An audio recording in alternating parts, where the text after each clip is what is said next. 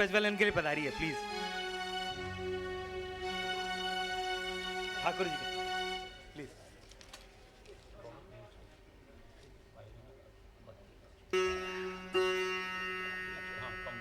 मैं जिनका नाम लूं कृपया वही आए, निवेदन है पहला। आइए आइए।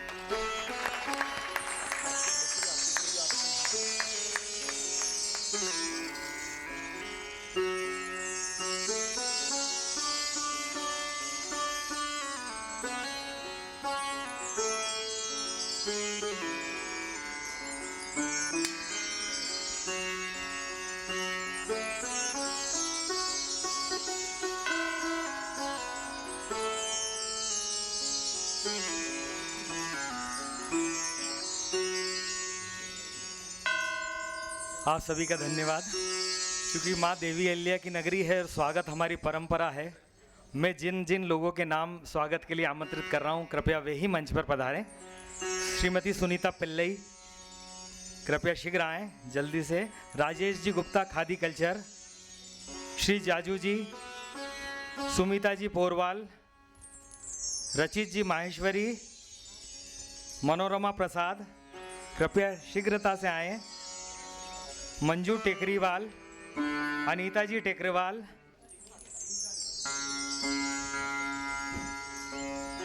पटवा जी, जागृति जी कृपया मंच पर आएं। दुबे साहब,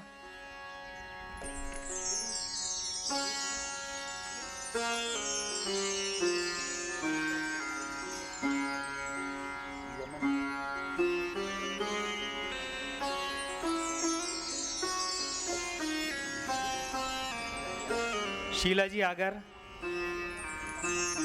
कृपया जल्दी से शीघ्र अति शीघ्र आएं, हमें गुरुदेव को सुनना है प्लीज।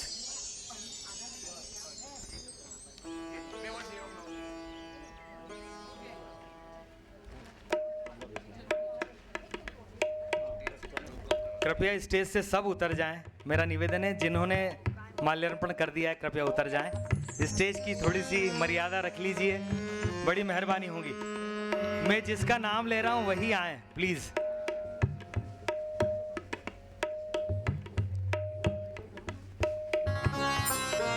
एक तुलसी परिवार,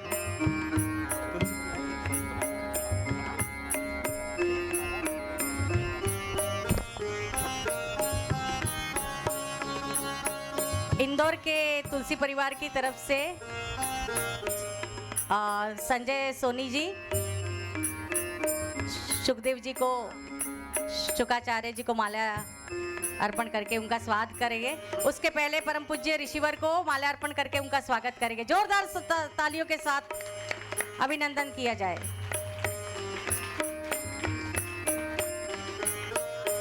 उसी के साथ साथ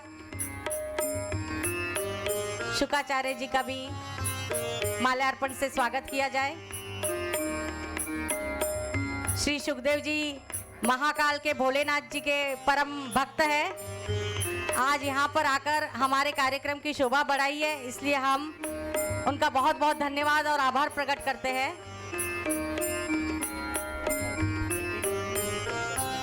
आप सभी का धन्यवाद। कृपया मंच को खाली कर दें। अब कृपया अब मैं पूज्य गुरुवर से निवेदन करूंगा कि माँ अहिल्या की इस नगरी में हम सब जिज्ञासु प्यासे भक्तों को कृपया आपके आशीर्वचन से, उद्गार से अभिभूत करें प्लीज। परम पूज्य गुरुवर कृपया सब ताली बजाएं। स्वागत।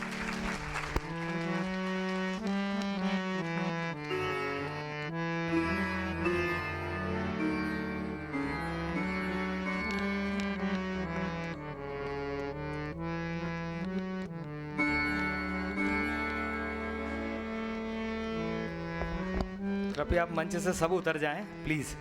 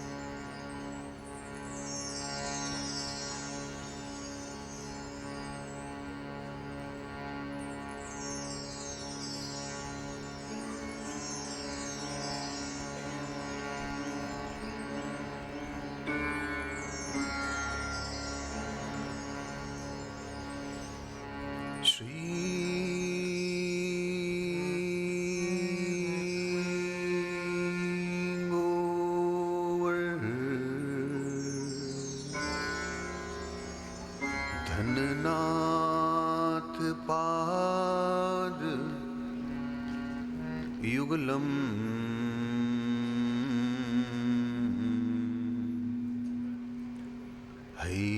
हयंगवी न प्रियम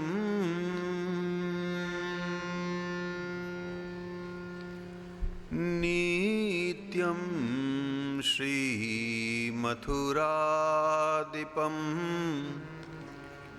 सुखकरं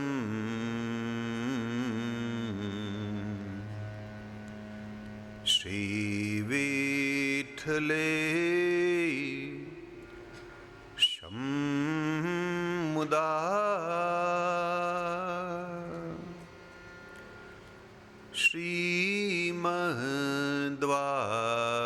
श्रीमद्वारवतेश गो कुलपति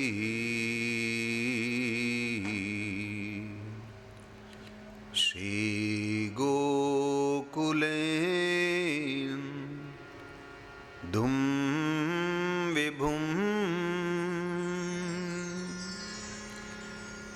श्रीमन्मथमोहनम नटवर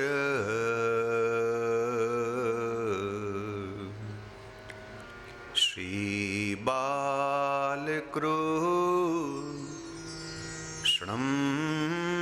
भजे।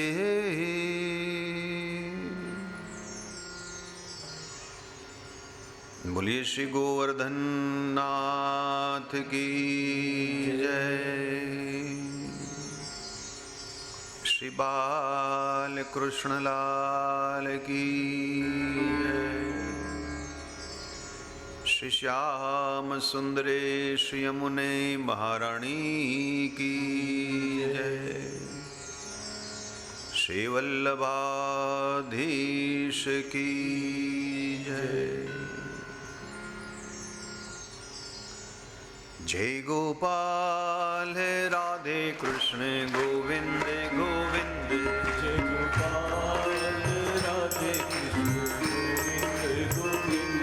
जय गोपाल राधे कृष्ण गोविंद गोविंद। जय गोपाल राधे कृष्ण गोविंद गोविंद।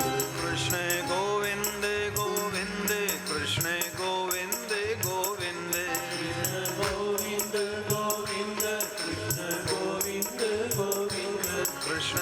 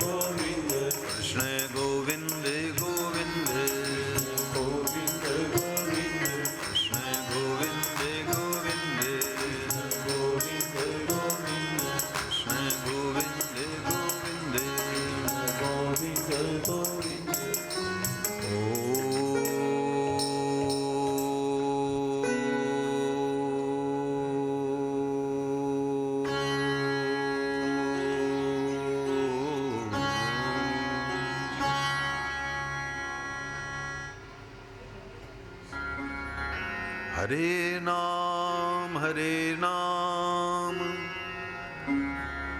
नामेव मम जीवनम्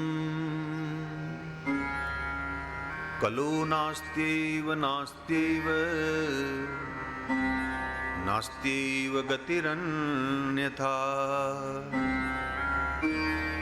नारायणं नमस्कृत्य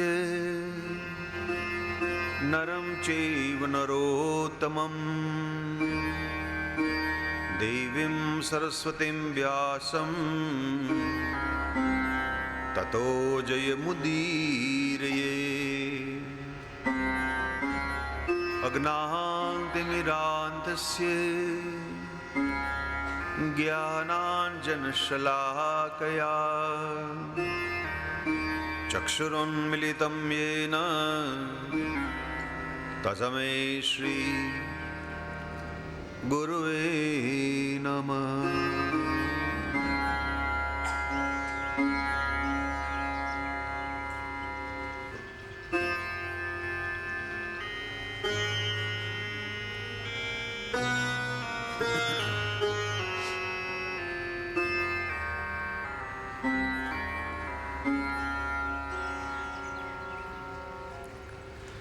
श्रीभगवानुवाच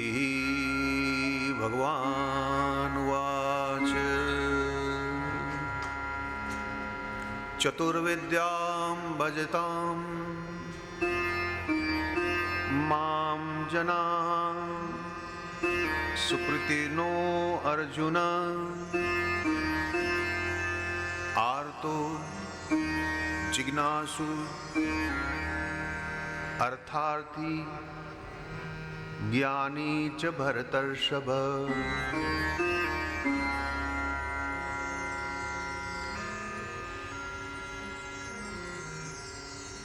परमात्मा श्री कृष्ण जीव मात्र का आश्रय स्थान है।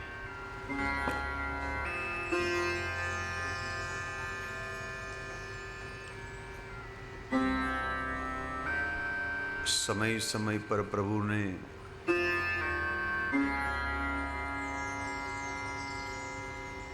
उपनिषद की शैली में कहूं तो लोकवत्तु लीला कैवल्यम, इस अवनी के ऊपर जब जब अवतार धारण किए तो केवल मानवों के लिए नहीं, पशु पक्षी मछलियां तिर्यक योनि, ये सब के सब जीव मात्र का आश्रय स्थान रहा है।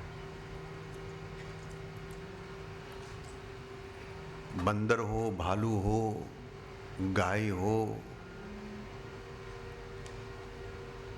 चिड़िया, सब के सब भक्ति और भगवान के ऊपर सबका अधिकार है। और एक विशेष चीज प्रभु ने जीव मात्र को दी है, और वो है एक तो शरीर सुख और दूसरा है इंद्रिय सुख।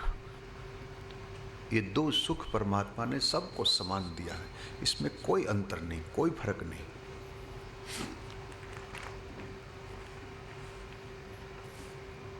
जो गुलाब जामुन खाने में हमको आनंद आता है, वही आनंद एक शुकर को गटर में गंदगी खाने में आएगा। इसमें कोई फर्क नहीं है।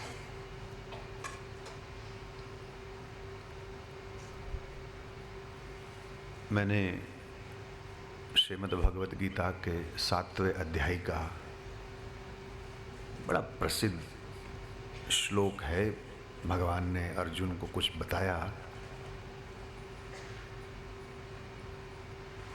उसका उद्गार किया। इसीलिए कि मेरी ये यात्रा अब करीब करीब समापन की ओर जा रहे हैं।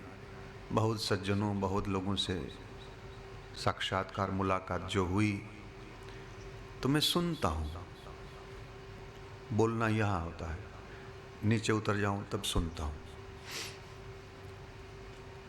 तो इस श्लोक में प्रभु ने जिन जिन लोगों का वर्णन किया है, इनमें करीब करीब इनका दर्शन भी हुए है ये लोगों का।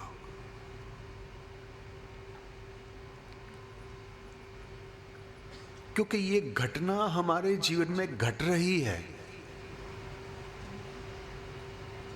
जब परमात्मा ने सुख दिया है, आनंद दिया है, तो साथ साथ में दुख भी तो मिला है। आपको एक चीज नहीं मिल सकती है। दिन है तो रात है, सफेद है तो काला है, सुख है तो दुख भी है।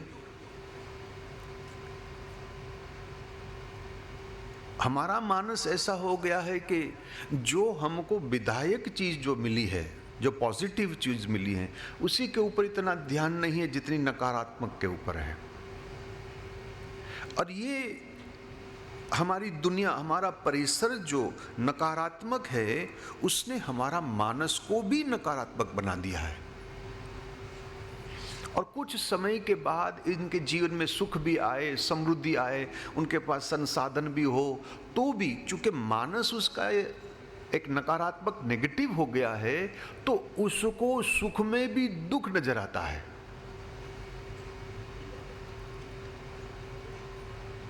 तो संसाधनों या हमें जो मिला है वो महत्व की बात नहीं है, हमारा मानस कैसे हुआ है, मेंटल स्टेटस जिसको कहते हैं।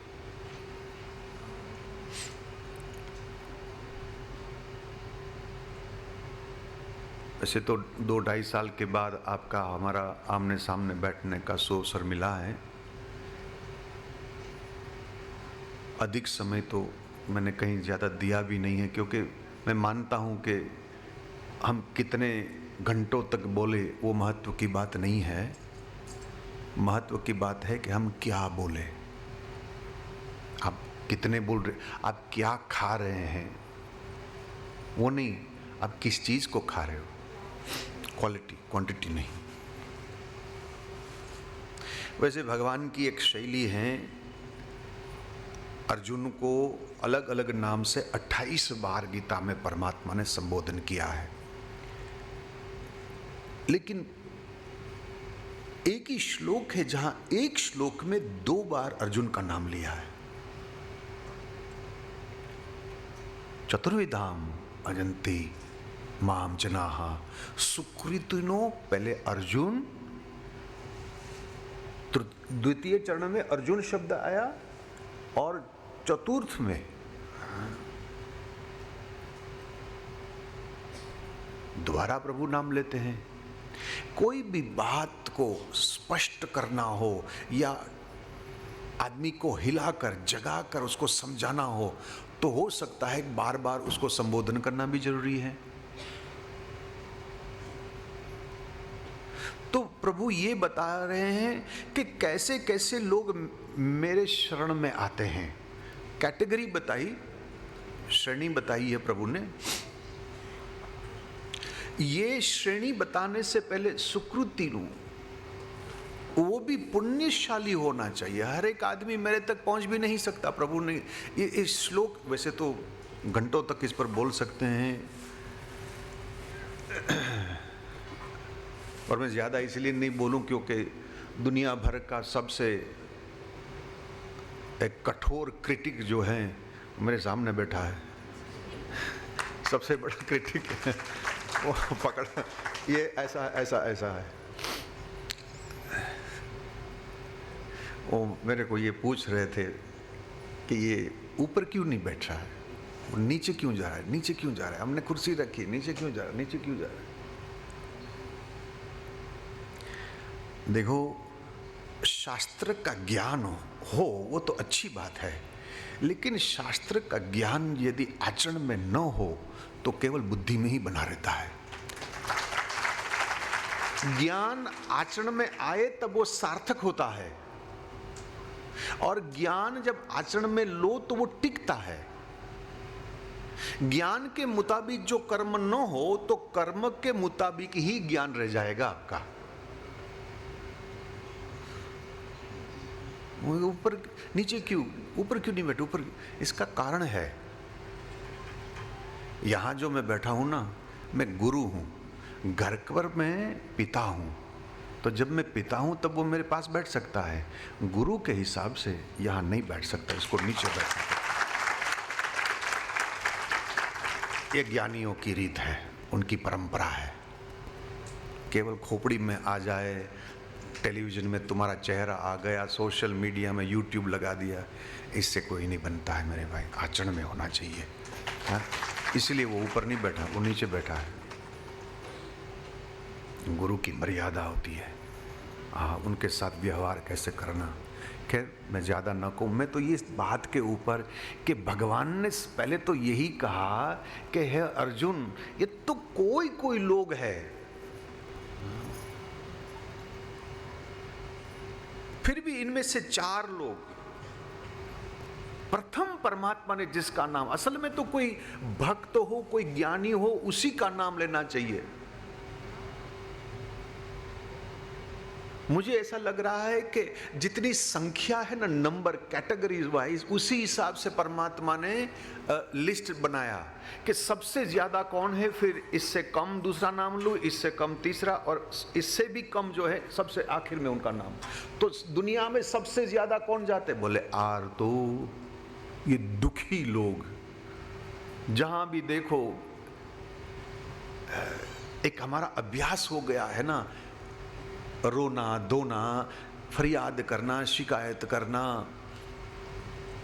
मैं तो मानता हूँ भाई मेरी ज़िंदगी की यात्रा में कि आज हमारे सबके पास जो जितना संसाधन है ना, जितनी सुविधाएं हैं, कदाचित इतनी हमारे पास 40 साल पहले नहीं थी।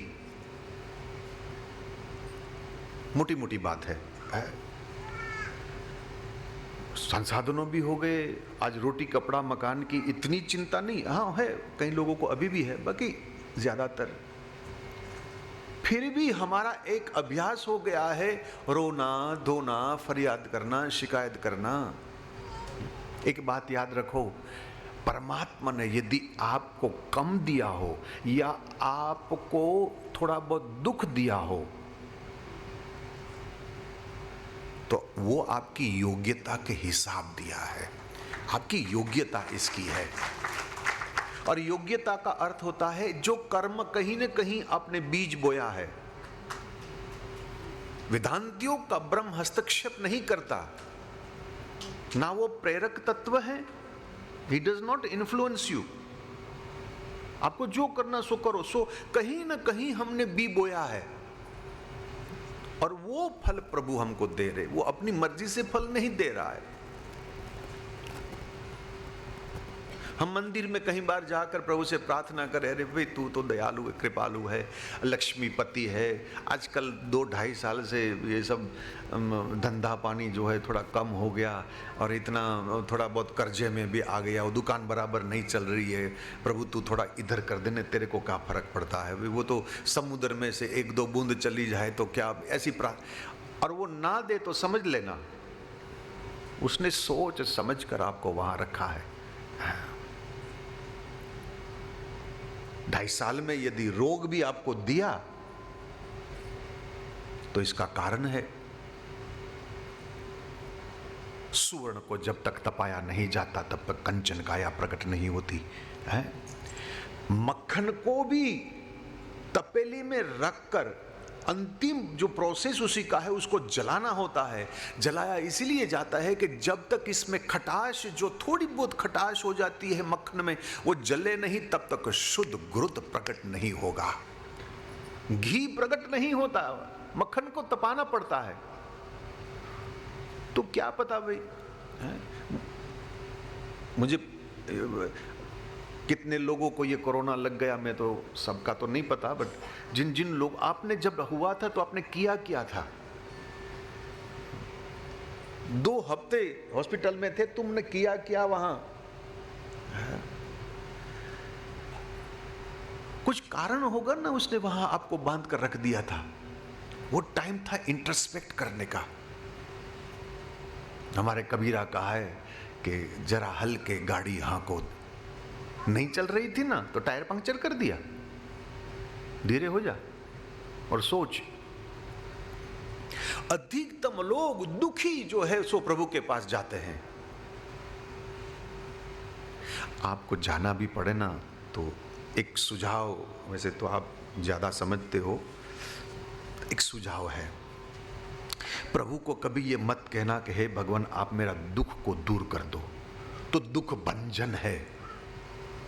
तू दुख बेली है, तू दुख हरता है।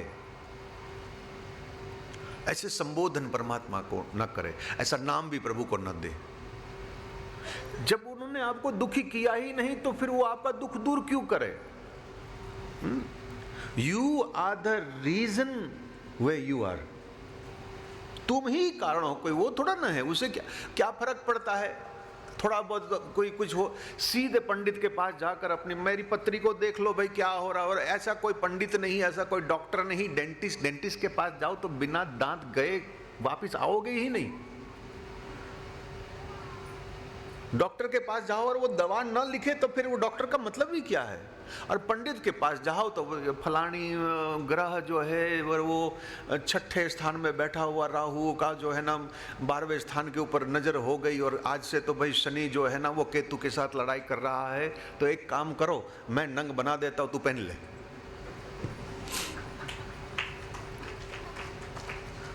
सॉरी, इनका विषय है। तो अरे भाई राहु केतु को तुम्हें दुखी करने में क्या मिलेगा? लड्डू मिलेगा उसका क्या? और कोई नहीं तो तू, और वो भी इंदौर वाला कोई, और कोई धंधा नहीं है क्या शनि के पास? तू ही देखा। आपकी मंजूरी के बगैर आपको कोई दुखी नहीं कर सकता भाई। तुमने कहीं ना कहीं कुछ है, खोजो ना।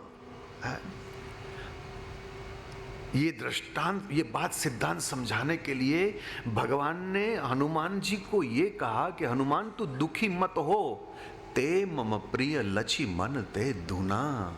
तू लक्षण से मुझे दोगुना प्यारा है। तो असल में भगवान हनुमान जी से तो बात कर रहे हैं, लेकिन संबोधन इनडायरेक्टली लक्ष्मण को कर रहा है कि ये नया नया आया, दुगुना मेरे को प्यारा हो गया, और तू 14 साल से जाग रहा है, तो तू मुझे क्यों प्यारा नहीं हुआ? अब इंट्रोस्पेक्ट कर, अभी तू अंदर जाकर खोज कर, तेरी क्या कमी है, और ये आगे क्यों बढ़ गया? वो बात कर रहे हैं हनुमान जी से, लेकिन संबोधन तो कर रहे लक्ष्मण को। तू 14 साल तक में तू क्यों मेरे को इतना प्यारा नहीं हुआ?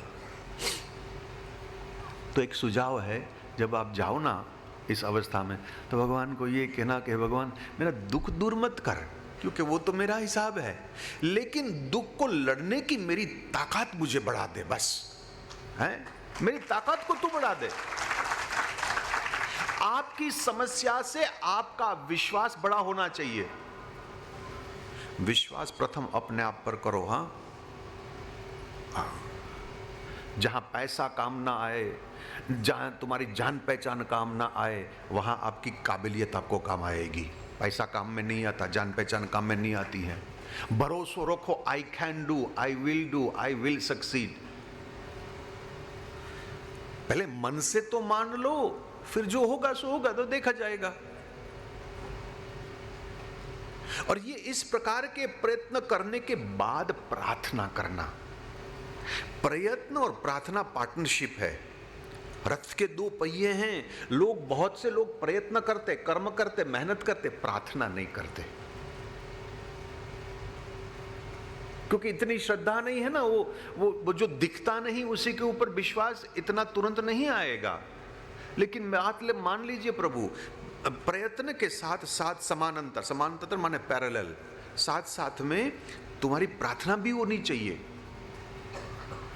और प्रार्थना कोई श्लोक, कोई मंत्र, कोई वेद की ऋचाओं, कोई स्टैंडर्ड प्रार्थना का अर्थ होता है आपकी हृदय का, आपकी भाव का, आपको मानसिकता का एक शब्द रूपी अभिव्यक्ति, और कुछ नहीं है। और आपके हृदय में, आपके मन में जो भी आवे सो प्रभु को सुना दो ना।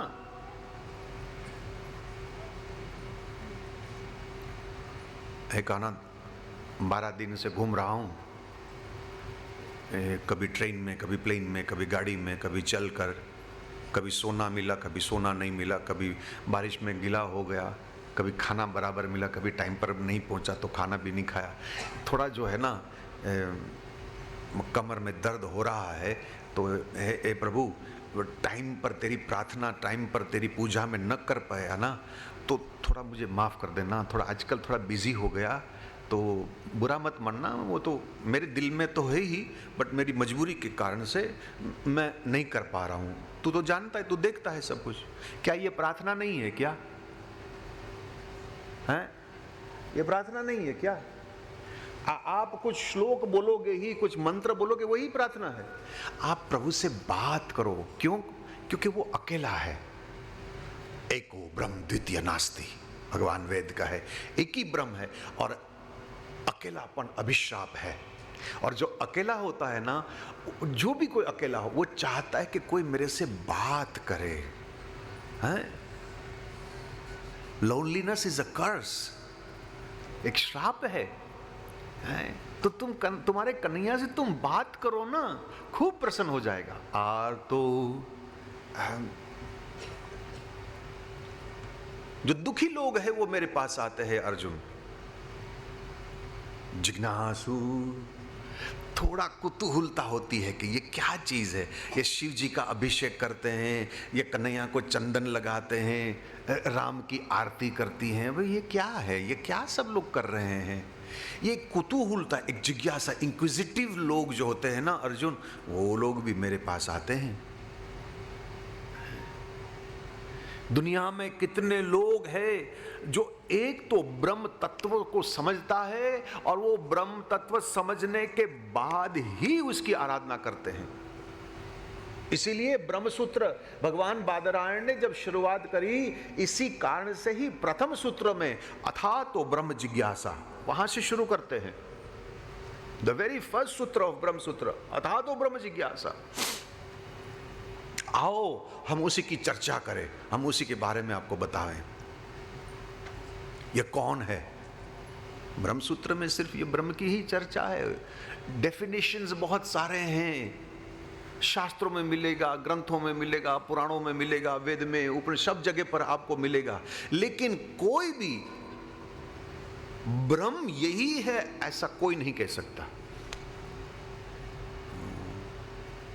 जग पे खन तुम देख निहारे, देख निहारे, विधि हरि शंभु नचाव निहारे।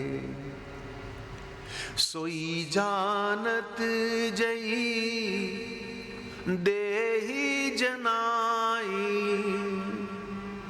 जानत तुम ही हो ही जाई।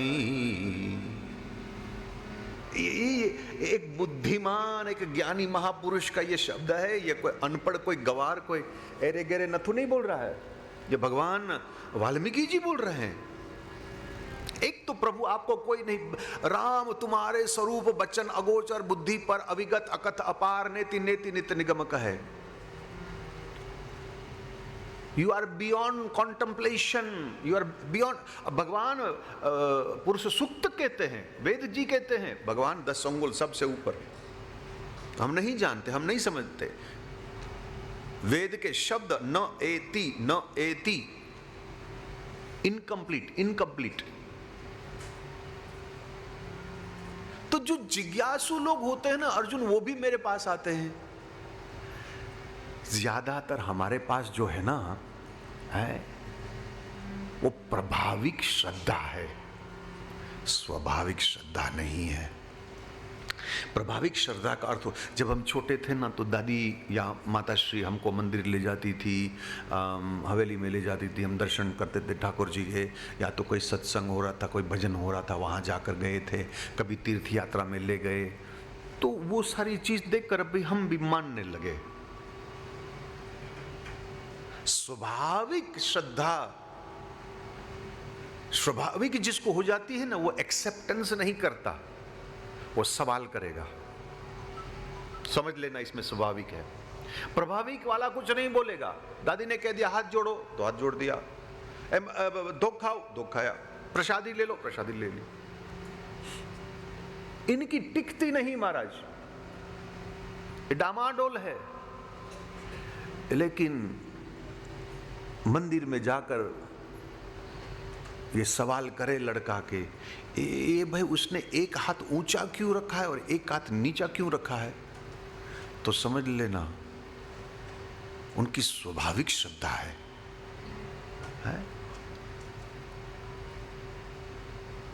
चरणामृत लेते हैं भाई, मंदिर में जाते पंडित जी चरणामृत देते हैं, सब लोग चरणामृत ले। जब लड़का कहे ना कि ये तो पानी है, इसमें क्या है और क्यों मैं ले रहा हूं, उसको डांटना मत। बच्चे में इंक्विजिटिवनेस है। और माताओं यहाँ जितनी बैठी हैं शायद उसको याद होगा, जब उनका छोटा बच्चा घुटन के बल पर चलने लगा ना, सानुव्याम या जानुव्याम, घुटन के बल पर, तो वो बच्चा क्या करता है, जहां भी जावे ना तो जो भी हाथ में मुंह में डालेगा, जो भी आया मुंह में डाल। फिर माँ क्या कर, अरे गंदा बच्चा ऐसा है, अच्छे बच्चे ऐसे नहीं करते।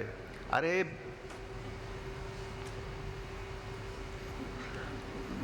मैं सोच रहा हूं किस नाम से संबोधन करूं।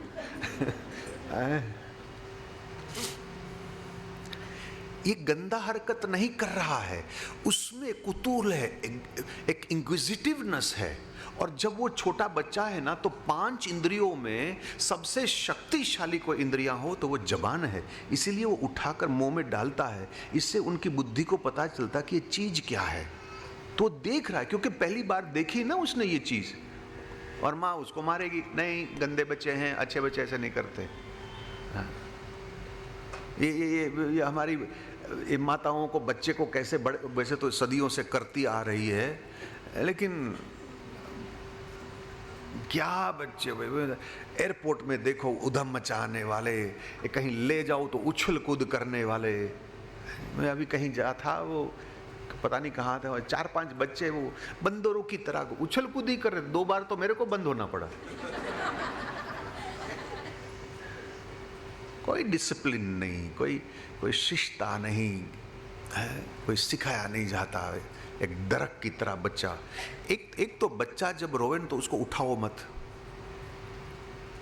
जैसे बच्चा माँ ने उठा लिया, पापा ने उठा लिया, और दादी ने तो नखोद बेड़ा घर कर रखा है, वो तो तुरंत जाकर अरे बच्चा रो रहा है। बच्चा रो रहा है, जो बच्चा नहीं रोता ना, वो बच्चे को आगे जाकर अस्थमा का रोग हो सकता है। भगवान ने रोना क्यों दिया? परमात्मा कोई चीज निरर्थक करते ही नहीं, ही इज इनफैलेबल, उससे गलती हो ही नहीं सकती। जब तुम छोटे बच्चे हो, इतने दूध पीने वाले, तुम्हारे फेफड़े जो है कमजोर है, रोने से वो शक्तिशाली बनेगा। कोरोना में कितने लोग चले गए? क्यों गए? क्योंकि फेफड़े के अंत भाग में ओलविया क्या बोलते हैं उसको, एलोविया, हाँ सॉरी, ये आप देखो ना तो फूल जैसा होता है, इसमें हवा जाती है, प्राणवायु। और हुआ क्या था कि इसी में जब पानी भर गया ना तो निमोनिया हो गया, निमोनिया की वजह से वो मर गया। बच्चा छोटा है, जब वो रोएगा तो वो सब शक्तिशाली हुआ, और जो बच्चे रोए थे वो कोरोना में जिंदा है, और जिसने रोने नहीं दिया वो चला गया। गलती तुम्हारी ही है, उठाओ मत उसको, रोने दो, कोई नुकसान नहीं होगा, बच्चे को कोई नुकसान नहीं होता है, रोने दीजिए उसको। और धीरे धीरे वो भी समझेगा कि रोने से कोई उठाने वाला तो है नहीं, क्या फायदा रोने का भाई, चुप हो जाना, बंद हो जाना। आर्तो जिज्ञासुर अर्थार्थी, ओ हो, इसमें तो सब लोग आ गए। जिनको रुपया चाहिए ना अर्जुन, वो भी मेरे दर पर आकर खड़ा रहता है।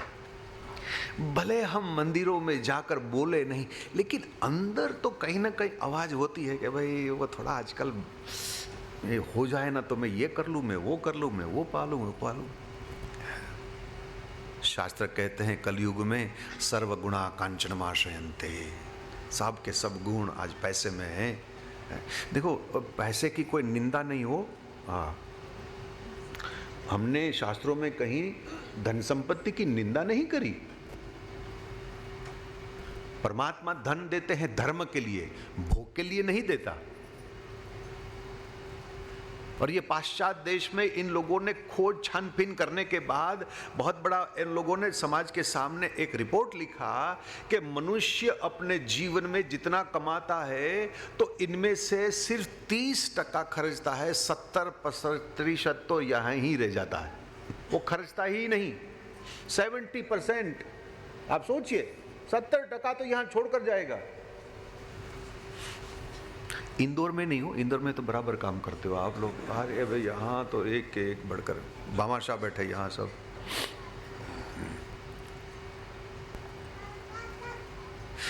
धन का विनिमय होता है सत्कार्य करने में। भगवत पाद शंकर ने ये कहा कि हे जीव, तू तेरा कल्याण चाहता है ना, तो देयम दीन जनाय च वित्तम। जो दीन है, हीन है, गरीब है, जिनके पास व्यवस्था नहीं है, तेरे पास है, अठानी दे देना भाई। कई लोग तर्क करते हैं कि भाई वो लोग जो पैसे मांगते हैं ना और उसको पैसे देवे तो वो शराब पिएगा, सिनेमा देखने के लिए जाएगा, फलाना करेगा, ये करेगा। अरे तू काहे को ये इतनी गिनती क्यों कर रहा है? तेरा काम है देने का, जो करेगा सो भरेगा। तू काहे को उछल कूद कर रहा है? आपको लगे कि नहीं इसको जरूर दे दो। एक बात याद रखना, दान देने से पैसा कम हो सकता है, लक्ष्मी कभी कम नहीं होती। तुम्हारे भाग्य में लक्ष्मी लिखी है ना, तो जाने के बाद वो दुगुना तुम्हारे पास वापस चले आएगी। धन कम हो सकता है, लक्ष्मी कम नहीं होगी भाई। वो आप भाग्य में आप लिख कर आए हो, तू काहे को चिंता कर रहा है? महाराज श्री कहते थे आपके कि जो लोग व्यसन और फ्यसन में पैसा बर्बाद कर देते ना, वो लक्ष्मी के प्रति अपराधी हो जाते हैं। अपराधी हो तुम। कुछ लोगों को परमात्मा अधिक इसीलिए देते हैं कि प्रभु को ये है कि जिसको मैं ज्यादा दे रहा हूं, जिनके पास कम है वो उनकी सेवा करेगा।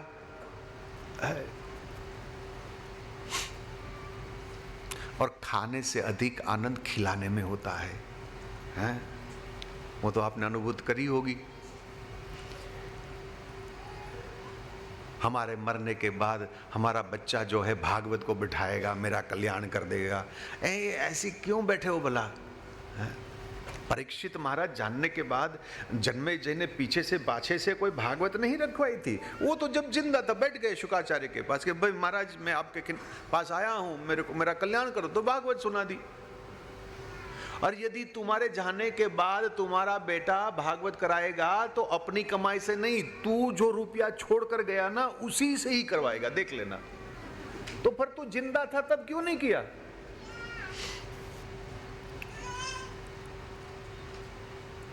बहुत ये आजकल के नौजवान है ना, बहुत बहुत तकलीफ होती है।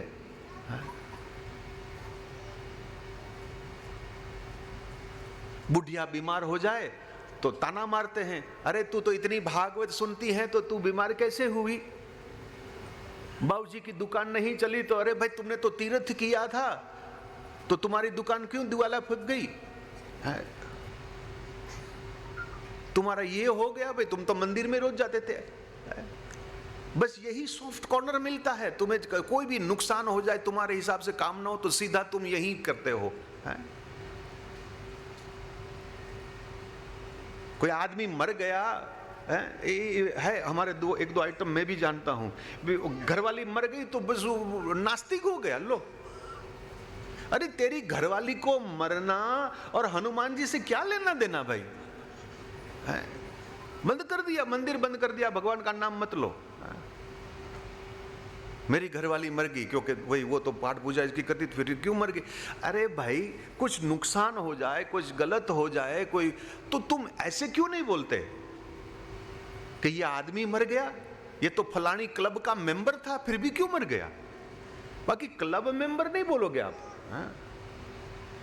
अरे आंटी तू बीमार हो गई, तूने तो 5,000 रुपया अभी किटी पार्टी में दिया था, फिर भी मर गई, ये तू बीमार हो गई। किटी पार्टी को क्यों नहीं बोलते हो? तुमने भगवान ही बीच बीच में बस वहीं आता है। क्यों? क्योंकि हम बोलते नहीं ना, हम कहते नहीं है। ये आजकल के नौजवान ऐसे खर्चा इधर उधर करेगा, यूरोप में घूमने के लिए घरवाली को ले जाएगा, अमेरिका ले जाएगा, ऑस्ट्रेलिया ले जाएगा। बाकी माँ ने कहा कि मेरे को भागवत सुनने के लिए ऋषिकेश जाना है, बंद, ये अलाउड नहीं है। और ना जाने कब तक सुनाते रहेंगे, कब तक सुनाते रहेंगे। क्या फलसफा है ये क्या गिनती है तुम्हारी, ये क्या न्याय है? बेचारे ने जिंदगी भर काम किया है, तुम्हें बड़ा किया है, रुपया कमाया, तुम्हें खिलाया है, पिलाया है। अरे अंत समय में उनको कहीं जाना हो, कुछ करना हो, भगवत कार्य करना, दान दक्षिणा देना हो, जहाँ उसको शांति मिल रही, सुकून मिल रहा है, उसको आनंद मिल रहा है, तो तुम क्यों करने नहीं देते उनको? रिक्शा का टिकट भाड़ा नहीं देते। ऐसे कई जगह पर मैं जाता हूँ, हमको आना तो था, लेकिन बेटा जो है ना, उनको कहीं और जगह पर जाना था, तो मेरे को छोड़ने के लिए नहीं आया। लो भाई, मैं तो कहूँ हमारी स्मृतियों में बताया है कि आपकी नेक कमाई जो है ना, उसमें से 20% जो है वो किसी को देना ही, ना बेटे को देना, ना बहू को देना, ना पोते को देना। 20% अलाउड है, स्मृति में बताया गया है। वो अपने पास रखो, बाकी ठीक है जो भी हो। तो है अर्जुन, आर्थिक की इच्छा, पैसे की इच्छा, धन की इच्छा वाले जो होते हैं ना, वो भी मेरे पास आते हैं। और फिर चौथा आया ज्ञानी च। ये जो ज्ञानी लोग होते हैं ना, जिनको कुछ कुछ मेरे बारे में समझ है। बहुत कठिन है हो भाई, बहुत कठिन है। श्रद्धा को विश्वास में परिवर्तित करना ये एक लंबी यात्रा है, लंबी यात्रा है। जो भी हो, जहां भी हो, जैसे हो, जब तक हो, जितना भी हो, मेरे परमात्मा को मंजूर है, उसको पसंद है। यहां से ज्ञान की शुरुआत होती है। मैं नहीं जानता, मुझे पता नहीं, ये प्रथम सोपान है ज्ञान का। अब आप देख लेना, हमारे भारत में तो खास, आप किसी को कुछ भी पूछो ना, उसके पास जवाब है ही। पता नहीं तो भी बताएगा, प्रवचन कर कर बताएगा। कुछ साल पहले 2-4 योगासन भी हमने बताया था। अरे भाई, हमको तो सब पहले से पता है भाई, ये योग का योग है।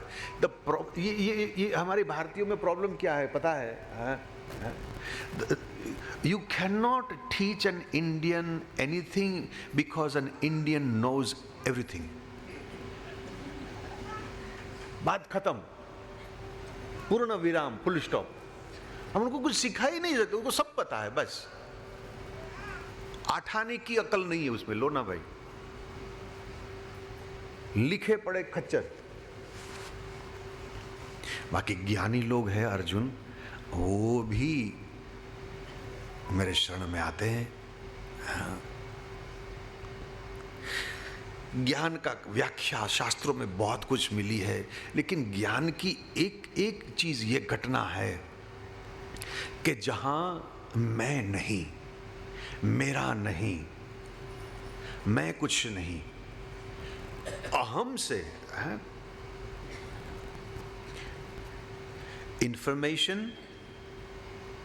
Information plus ego is equal to ignorance. और यदि आप अहम को निकाल दो इंफॉर्मेशन में से, तो वो ज्ञान बन जाता है। That becomes wisdom. वो समझदारी आ जाती है, विवेक आ जाता है। ये अहम जो चीज है ना, शास्त्रों ने तो बहुत कुछ बताए हैं। कहीं भी जाओ, बहुरूपिया है, किसी भी रूप में आ जाता है। मान मिले, सम्मान मिले, पैसा मिले, रूप मिले, सुंदर पत्नी मिले, ये सब के सब नशे के कारण है। नशे माने अभिमान हो। हाँ, बहुरूपिया है, किसी भी रूप में आ सकते। बचना बहुत कठिन है, बहुत कठिन है मेरे भाई। ये गुरु की दीक्षा क्यों लेते हो भला आप? ये ब्रह्म संबंध जो हम लेते हैं ना, ठीक है, हर एक संप्रदाय में इनके लिए अपना अपना नाम होगा। पुष्टि मार्ग में ब्रह्म संबंध बताते हैं, वो मैं अभी नहीं जा रहा हूँ इसमें, लेकिन एक दीक्षा ही समझ लो। दीक्षा जब ली जाती है ना, तो गले में करीब करीब कंठी होती है। कंठी एक याददाश्त है, एक रिमाइंडर। तू ये कर सकता है, ये नहीं कर सकता है, ये खा सकता है, ये पी सकता है, ये बोल सकता है, नहीं बोल सकता है, यहाँ जा सकते हैं, वहाँ जा नहीं सकते। बेसिकली एक गाड़ी में जैसे ब्रेक सिस्टम होती है ना, तो ये कंठी गुरु की जो है वो ब्रेक सिस्टम बन जाती है। हमारी गाड़ी इधर इधर भागा दौड़ जो कर रही है, कभी यहाँ भागी, कहीं उधर गई, इनके पीछे उनके पीछे, उसको नियंत्रित करती, नियंत्रित करने वाली ये याद ही है। बाकी तो ज्ञान आपको कहीं भी मिल सकते हैं। दत्तात्रेय महाराज को देखो, दत्तात्रेय ने तो 24 गुरुओं का वर्णन किया। कहीं से भी तुम्हें ज्ञान तो कहीं से भी मिल सकता है, लेकिन जब दीक्षा लेवे ना, तो वो हमारे जीवन को नियंत्रित करता है। जैसे हाथी बलवान हो फिर भी एक अंकुश उसको कंट्रोल कर लेता है, ठीक उसी प्रकार से मैं नहीं जानता, वहां से ज्ञान का प्रारंभ। मैं नहीं जानता, इतना बोलने के लिए बहुत कुछ जानना पड़ता है। बिना जाने भी आप ये बोल नहीं सकते कि मैं नहीं जानता। यहां से शुरुआत होती है। है अर्जुन, ऐसे ऐसे लोग मेरे पास आते हैं। मैंने शुरुआत वहां से करी थी कि परमात्मा हमारा आश्रय स्थान है। He is our refuge. आश्रय स्थान माने रेफ्यूज, जहां हमें पनाह मिलने वाली है, और कोई जगह नहीं भाई। हम भागे दौड़े, बहुत दिशाओं में गए, पैसा, प्रतिष्ठा, परिवार, पत्नी, पदवी, पुत्र, बहुत जगह पर हम गए, लेकिन कहीं से भी जो हमें चाहिए वो आराम, विराम, शांति तो नहीं मिली मेरे प्रभु। और हम सब दौड़े थे ये डायरेक्शन में, सब गए हैं। दौड़ तो सही थी, दिशा गलत थी। दौड़ तो सही थी, दिशा गलत थी। तड़प सही है, तलाशी गलत है। और वो तो कहते हैं कभी भी आओ। आपने देखा होगा कोई भी मंदिरों में आप जाओ, कोई देवता बैठा नहीं है, ये सब के सब खड़े हैं। लक्ष्मी नारायण को ले लो, सीताराम जी को ले लो, राधे कृष्ण को ले लो, जो भी हो, ये सब खड़े हैं। ये तो छोड़ो, हमारे पंडरीनाथ तो प्रतीक्षा कर रहा है, वो खड़ा भी नहीं, वो तो प्रतीक्षा कर रहा है कि मेरा भक्त मेरे शरण में कब आवे। और 24 घंटे खड़े हैं, जब तुम्हें लगे कि अब उनके शरण में जाना है, और वो होगा तब। तुम पीतु सरिख भले मोहि मारा, राम बजे हित नाही तुम्हारा। हे बड़े भैया, आप तो पिता बराबर है, आपने भले ही मेरे को मारा। ये अकल तो तब आई उनमें, हनुमान जी से नहीं जागे विभीषण। रावण माने विभीषण की ममता है, जिससे वो बंधा हुआ। ममता माने परिवार, फैमिली, परिवार वाले नाती जब तक घाती न हो तब तक कन्हैया के उनकी दिशा आपको नहीं मिलेगी। हाँ, ठाकुर जी की सेवा करना, हवेली में जाना, प्रसाद, तीर्थाटन करना, ये सब ये लिपाप होती है, व्हाइट वॉश है, शुगर कोटिंग है। ममता जब लात मारे, तुम तो पितु सर भले ही मोरी मारा, अब तो मैं जाऊं राम। इससे पहले क्यों नहीं गया भाई? महाराज श्री कहते थे कि पत्नी और पुत्र दोनों इस मार्ग में विघ्न करते हैं, दोनों विघ्न करते हैं। इसका अर्थ ये नहीं कि भाई इनके साथ कोई दुश्मनी करो या उसको छोड़ दो और घर छोड़कर भाग जाओ, ऐसा नहीं कह रहे हैं। आप अपने मकान में किसी को भी रखो, मन में न रखो। बस मकान में चाहे किसी को भी रखो ना, और इनके साथ रहो, मन नहीं। मन कहाँ?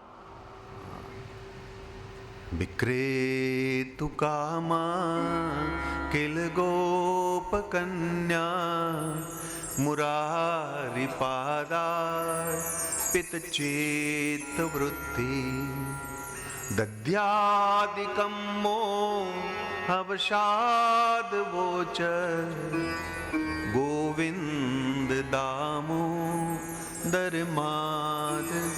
आपका मन वहां होना चाहिए, तन नहीं। तन में तो जाओगे कहां भाई, घर में रहो ना है। अब जंगल में चले जाओगे और एक तो रोटी कौन देगा, दिन में 3 बार तो रोटी चाहिए खाना भी, और कहीं बीमार भगवान तो फिर कोई दवा कौन करेगा, कौन सेवा करेगा, ये भी तो सब सोचना है ना भाई। इससे बेहतर है घर में रहो, कोई चिंता नहीं। श्रीमद् भागवत जो है इनमें से कोई भागा नहीं है, जागा जरूर, भागा कोई नहीं। हमारी गोपी भागती नहीं, वो तो घर में ही है। चित्तवृत्ति, हमारा मन जो है वो प्रभु, घर में चाहे किसी को रखो। हाँ, और नाती तो घाती, जब तक ये न हो, इस मार्ग में जब तक लोग आपके बारे में उल्टा सुल्टा न बोले, आपको गाली न दे, है, पहले तो वो चरित्र हनन करेगा, तब तक आप इस मार्ग पर आए ही नहीं, तब तक इस मार्ग पर आए ही नहीं। तुकाराम जी को तो वो जूते की माला पहनाई थी, गद्दे के ऊपर सवारी, तुकाराम को गाली, और मीराबाई का तो कौन नहीं जानते हैं भाई। हमारे नरसिंह में तो खाना नहीं मिलता था इसको, घर वाले बहुत बोलती, और इनकी भाभी जी जो थी ना तो बहुत बोलती थी, बड़ बड़ बड़ बड़ बड़ बड़ बड़ बड़ बहुत सुनावे उनको, और ये भजन करता जावे। ये घटना घटेगी मेरे भाई, लेकिन जब भी घटे आप अपना विश्वास को बढ़ाओ बस, और कुछ नहीं। दुनिया तो बोले, एक बात याद रखो, आप किसी की जबान को नहीं पकड़ सकते, आप हाथ पकड़ सकते, जबान किसी की नहीं पकड़ सकते। जितने मोह इतनी बातें, करने दो। भाई मेरे को भी तो 35 साल हो गया, 35 साल कोई कम नहीं होता हो। हाँ, तो क्या हमने ये नहीं, कोई ये बोलता है, कभी ये बोल देता है, कभी यहाँ छप गया, कोई उधर कोई टेलीविजन में कर दिया, होता है, चलता रहता है। तुम्हारा भजन को बढ़ाओ, तुम्हारा विश्वास को बढ़ाओ, तुम्हारा आश्रय को बढ़ाओ आंतरिक से। 4 प्रकार के लोगों जो है वो प्रभु के शरण में जो आते हैं, वो उन्होंने बताया है। मैंने इसलिए वो श्लोक को याद इसलिए किया क्योंकि मेरी यात्रा में बहुत सारे कोई दुखी लोग आए, कोई 2-4 ऐसे भी थे जिन्होंने प्रभु के बारे में पूछा, और बहुत सारे लोग पैसे, क्योंकि आजकल 2.5 साल में नुकसान भी तो बहुत है ना, व्यापार से, इकोनॉमी जो है, तो भाई व्यापार में लोगों को हुआ, तो अब ये कर दो ना, ये कर दो ना। एक जना बेचारा आया था, बोले कर्जा इतना हो गया, अब तो ये मकान को भी जो है ना बेचना पड़ेगा, नहीं तो कर्जा जो मैं भर नहीं पाऊँगा, तो मैं किराए पर जब जाऊँ तो लोग बोलेंगे, तो फिर मैं क्या करूं, कैसे करूं, परिवार वाले मान नहीं रहे हैं, और ये मांगने वाले जो लोग हैं वो रोज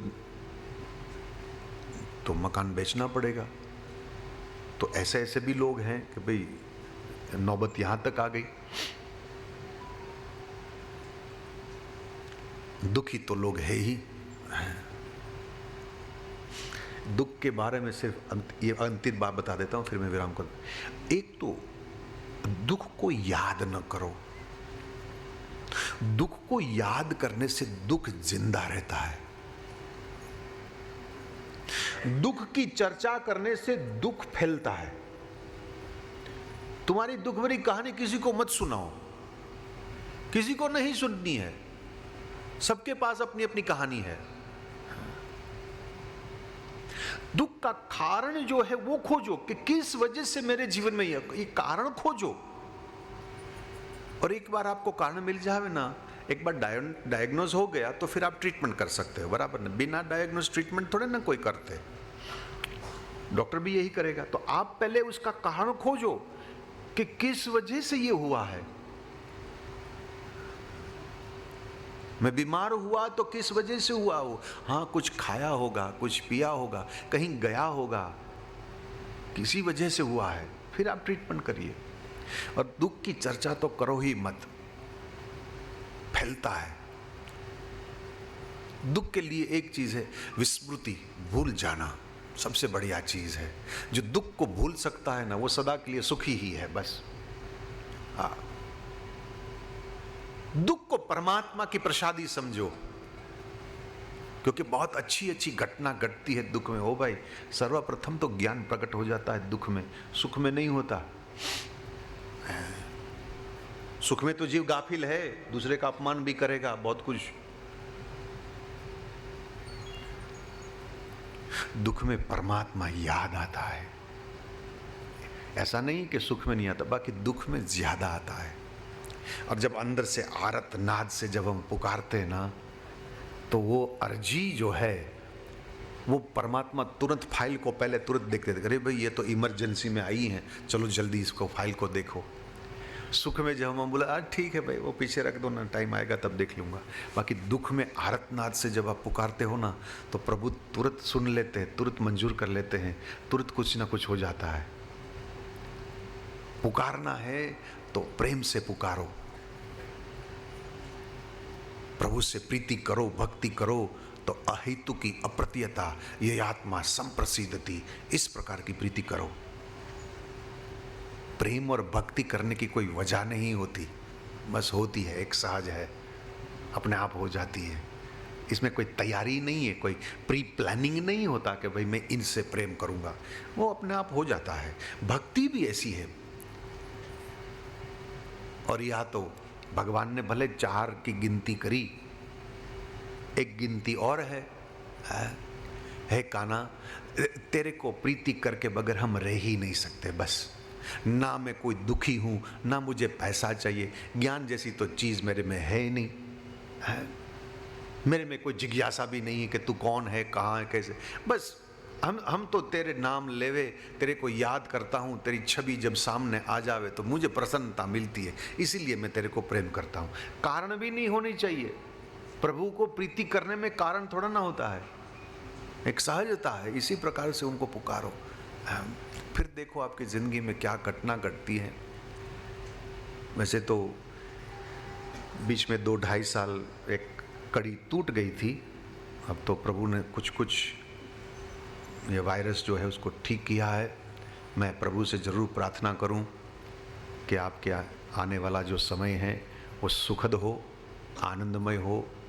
जो भी आप काम करो आपको सफलता जरूर मिले। और मैं हमेशा अभी जहाँ भी गया हूँ तो एक प्रार्थना प्रभु से ज़रूर करता हूँ कि भगवान ऐसा रोग किसी को ना दो, किसी को बीमारी मत दो।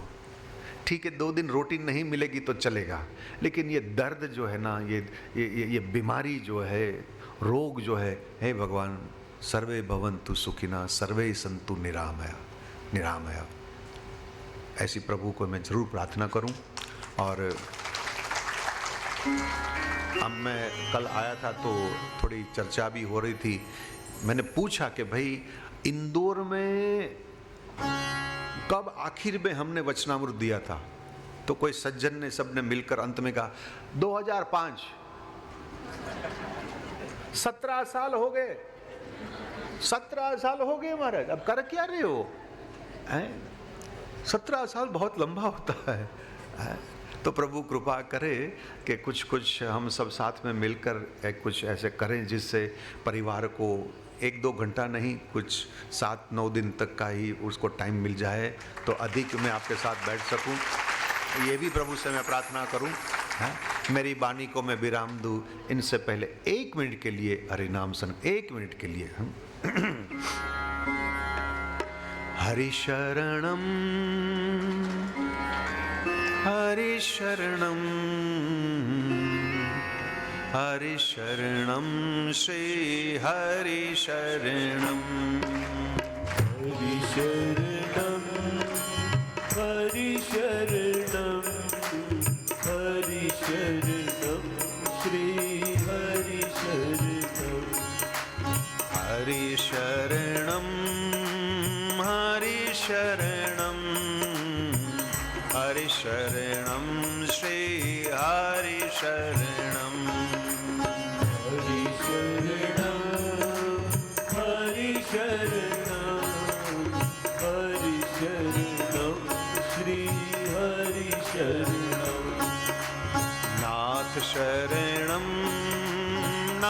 शरणं नाथ शरणं श्रीनाथ शरणं नाथ शरणं नाथ शरणं नाथ शरणं श्रीनाथ शरणं ओ नाथ शरणं नाथ शरणं नाथ शरणं श्रीनाथ शरणं नाथ शरणं नाथ शरणं नाथ शरणं श्रीनाथ शरणं ओ गुरु शरणं गुरु शरणं गुरु शरणं सद्गुरु शरणं गुरु शरणं गुरु शरणं गुरु शरणं सद्गुरु शरणं ओ गुरु शरणं गुरु शरणं गुरु शरणं सद्गुरु शरणं गुरु शरणं गुरु शरणं गुरु शरणं सद्गुरु शरणं श्री हरि शरणं श्री हरि शरणं श्रीनाथ शरणं श्रीनाथ शरणं सद्गुरु शरणं सद्गुरु शरणं सद्गुरु शरणं सद्गुरु शरणं अब आगे का कार्यक्रम जो है वो आपको मंच संचालन से सूचना मिलती रहेगी। मैं आप सबसे प्रार्थना करूं आप अपने अपने स्थान पर बैठे रहें। जब तक आपको सूचना न मिले तब तक आप बैठे रहें और जैसे आपको बताए ऐसे हमें करना है। कोई भगदौड़ी नहीं मचानी है, धक्का मुक्की नहीं करना है, मैं पहले पहुंच जाऊं ऐसा कुछ नहीं है। तो शिष्टाबद्ध अब आगे का कार्यक्रम हमें करना है। आगे का प्रसंग मंच संचालन। कोटिश धन्यवाद सदगुरुदेव। वैसे तो ब्रह्म ऋषि की वाणी से हम सभी की सभी जिज्ञासाएं शांत हो जाती है, परंतु गुरुदेव कुछ जिज्ञासाएं प्रश्न मेरे पास आए हैं। आपकी आज्ञा हो तो मैं प्रश्न पूछता हूँ। गुरुदेव, एक जिज्ञासु का प्रश्न है कि हम मंत्र में उच्चारण करते हैं, हम ठाकुर जी की शरण में हैं, तो शरण में होने का आध्यात्मिक दृष्टि से क्या अर्थ है? मेरा गुरु और गोविंद की कृपा से भक्ति मार्ग है। नारायण नारायण नारायण नारायण। आपका सवाल कंफ्यूजिंग है। आप श्रद्धा की बात कर रहे हैं, आप मंत्र की बात कर रहे हैं। ओशो टाइप का सवाल है, पता ही नहीं चलता बोल क्या रहा है आदमी। वो प्रवचन कर रहा था घंटा 2 घंटा तक, आखिर में किसी को पता ही नहीं चला बोला क्या। देखो, मंत्र सर्वप्रथम वहां से शुरू में करता। मंत्र जो है ना, मैं ना बोल रहा हूं तो मन्नात त्रायते इति मंत्र, जो मन का रक्षण करता है। त्राण माने रक्षण, टू प्रोटेक्ट, वो मंत्र होता है। लेकिन मंत्र असल में तो और कुछ नहीं, अक्षर ही तो है। तो इस सिद्धांत से हर एक मंत्र में समान शक्ति है, पहली बात यह है। दूसरी बात, मंत्र की शक्ति से अधिक शक्ति मंत्र जपने वाला कौन है, आपकी नियति क्या है, आपका मानस कैसा है जब आप मंत्र का जाप जप रहे हो। मंत्र अनुष्ठान के रूप में या कोई चीज प्राप्त करने में, सकाम भक्ति जिसको कहती है, सकाम मंत्र का जाप न करो, अनुष्ठान के रूप में न करो। मंत्र इसीलिए करो क्योंकि मंत्र आपका प्रेम है, बस। क्योंकि भक्ति का अर्थ इतना ही है, याद करना। बज धातु में से प्रकट हुई है, तो इसमें सिर्फ याद करना ही भक्ति, और क्या। कोई तिलक करना, धोती पहनना, कोई विशेष क्रिया करने से कोई भक्ति नहीं। भक्ति माने याद। तो मंत्र एक साधन है भक्ति मार्ग का। उपासना मत करो। कई लोग देवताओं की उपासना करते हैं, उसको वश करने ये करूँगा। अरे काहे को इस झंझट में जा रहे हो भाई, है? दूसरी बात, वो भक्ति की भी करी उन्होंने कि भाई ऐसा ऐसा है। मैं समझ रहा हूँ कि आप यही कहना चाहता है कि मेरी वृद्धि कैसे हो इस चीज़ में, है? वृद्धि के लिए एक जो हमने समझ में आई है, आप रोज अर्जी करो। आप जिस किसी को भी मानते हो, जिसमें आपकी श्रद्धा है, अर्जी का अर्थ यही हुआ है कि आप अपने इष्ट देव से बात करो। पहली बात तो यह है कि हे भगवान, मेरी जिंदगी में से 1 साल और कम हो गई, अभी तक तेरा दर्शन नहीं हुआ क्या? और क्या ऐसे ऐसे ही मेरी आंख बंद हो जाएगी? आप चाहते हो कि आपकी वृद्धि हो, आपकी बड़े आगे हो, तो इस प्रकार से बात करो। श्रीमद् वल्लभाचार्य महाराज ने तत्वार्थ निबंध ग्रंथ में उसने ये बताया है कि गोपियों को एक असुर सताता था, जिसका नाम उसने विरहासुर कहा। परमात्मा का विरह जो है, गोपियों की भक्ति सिद्ध विरहासुर से हुई है। तो आप भी चाहते हो कि भाई मंत्र हो या किसी और साधन से आपकी भक्ति आगे बढ़े। तो हम तो पैसे के लिए रोए, परमात्मा के लिए, परिवार के लिए रोए, पत्नी के लिए रोते हैं, पदार्थ के लिए रोते हैं। थोड़ा बहुत हो सके ना तो परमात्मा के लिए भी रो लेना, वो मूल्य करेगा। परिवार आपकी रुदन आंसू की कोई कीमत नहीं, परमात्मा को तुम्हारे आंसू का मूल्य करेगा, जब भी बढ़ेगी प्रभु।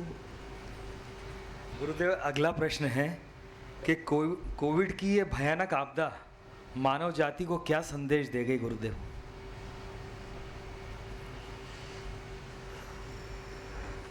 देखो, परमात्मा क्या संदेश देना चाहते हैं, आप लोग क्या समझे हैं, वो तो मैं नहीं जानता।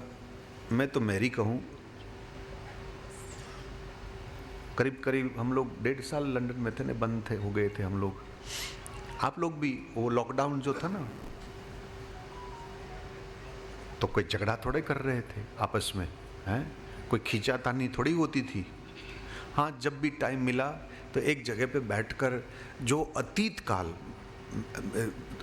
3 बात मैं बताऊं, मेरा पैर उस टाइम पर अतीत काल में था, मेरी आंख भविष्य में थी और मेरा शरीर वर्तमान में था उस टाइम पर।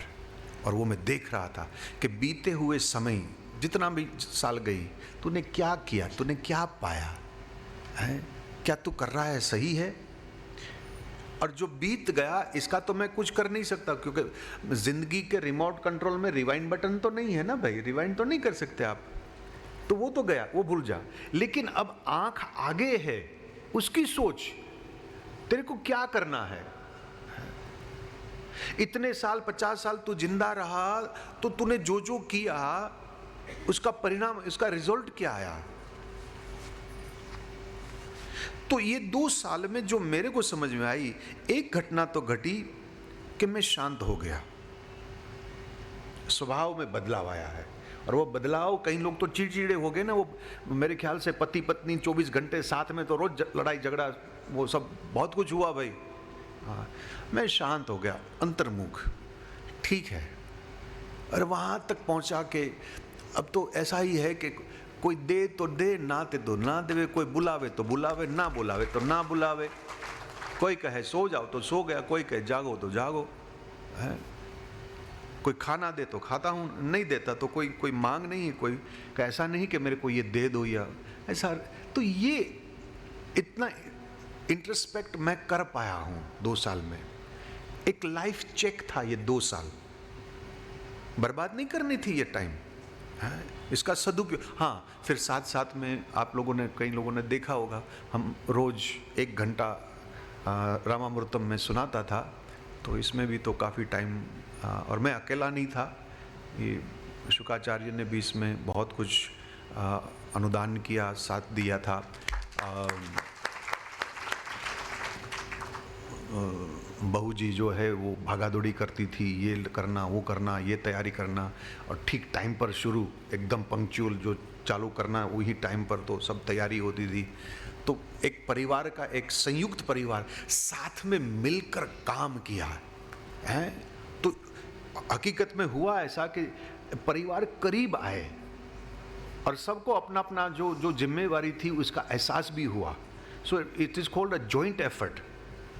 मुझे पूरा भरोसा है कि आप लोगों भी जब लॉकडाउन में थे तो आपका परिवार भी करीब आया, एक दूसरे के स्वभाव को आप समझे, आप अपनी भविष्य के बारे में विचार आया होगा, नुकसान जो अतीत काल में हो गया। बाकी परमात्मा ने क्यों भेजा, दूसरे लोगों ने क्या सोचा, मैं नहीं जानता हूँ। मेरी अनुभूति तो बताई। एक चीज़ हुई, मेरी गाड़ी जो है ना 100 की स्पीड के रफ्तार में जो जा रही थी, अब वो 40 के ऊपर आ गई है भाई, बस इतना मैं कह सकता हूँ। हाँ, और वैसे ये पब्लिक में नहीं आता, ये मेरी, वो तो प्रभु उनका शिव जी महाराज जब उसको कहे, लेकिन है तो मैं कह दूँ कि भाई शिव जी महाराज उसको आज्ञा करे तो थोड़ा बहुत मैं भी रिटायर हो जाऊँ भाई, अब तू ले ले, क्योंकि 35 साल बोलना तो बहुत कुछ बोल दिया, अभी क्या बाकी रहा। अब 35 साल में लोगों को मेरी बात समझ में नहीं आई तो फिर मेरे को नहीं लग रहा अब कोई बात समझ में आई। अब तो ये शिव जी महाराज को कृपा करे और कहे कि भाई तू बोल, तो वो बोलेगा तो फिर जय राम जी की, तो फिर कहीं एक जगह पर बैठ जाऊंगा और कुछ नहीं। और इसका मतलब ये नहीं कि मैं भाग जाऊं, साल में 1-2 बार आऊँगा, हाथ में कलम उठाकर कुछ लिखूँगा।